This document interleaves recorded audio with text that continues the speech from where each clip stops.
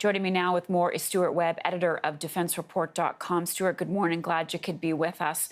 So where's your thinking right now with what we know from the video, the fact that the site apparently has been cleared, and also that Iran is saying, we didn't do this. This was mechanical failure. Well, and also there's other interesting photos that are arriving through, open source intelligence sites like the Bellingcat. They're actually showing that the nose cone of a Tor M1 missile, but that hasn't also been confirmed either. So where we are, I mean, we'll see. If the Iranians are trying to, cover up that it was a missile attack, there are other elements that the Iranians won't be able to.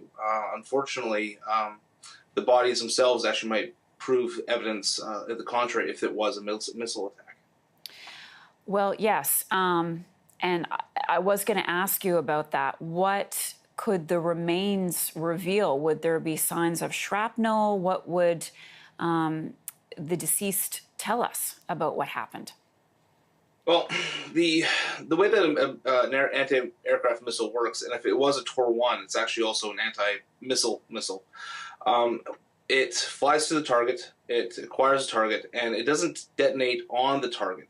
It detonates within proximity about 20-25 meters of the target.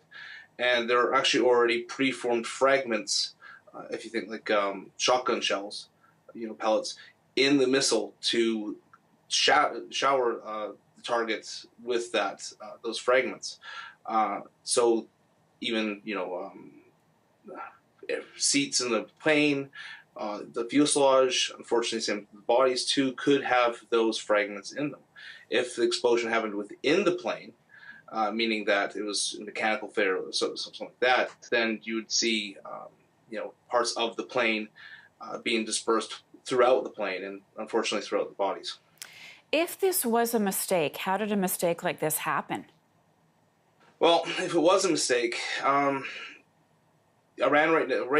had sent the missiles into Iraq and was on high alert. Now they didn't know if they were going to expect a counterattack by the United States, so their air defense system and force were on high alert and activated. Now, if one of those, the Tor missile system batteries did not get turned off and was still in automatic mode, it could have perceived automatically the Ukrainian flight as a potential threat, even though it was probably flying away from it. Of course, the Iranians are denying the whole culpability of the attack because if it were a Ukrainian missile, then there are going to be a lot of questions about Iranian high command, their chain of command, who's actually responsible, and it might be just a bunch of threads that they don't really want to unravel. And what about repercussions? Years ago, when the U.S. shot down an Iranian plane, Iran took the U.S. to the International Court of Justice. If Iran admits to being behind this, then what? Then countries such as Canada could take Iran to the International Court. However, there has to be two investigations first. One, what happened to the plane, structurally, which means was it, an actual missile attack or an issue with the plane itself, and then the criminal responsible trial. Now, the MH17 flight that was shot down over Ukraine, the criminal trial didn't actually start until last year, and that was many years afterwards. So, we're going to be looking this far down, in the time. All right. I'm so glad you were able to be with us today to give us your analysis. Stewart Webb, he's the editor of DefenceReport.com.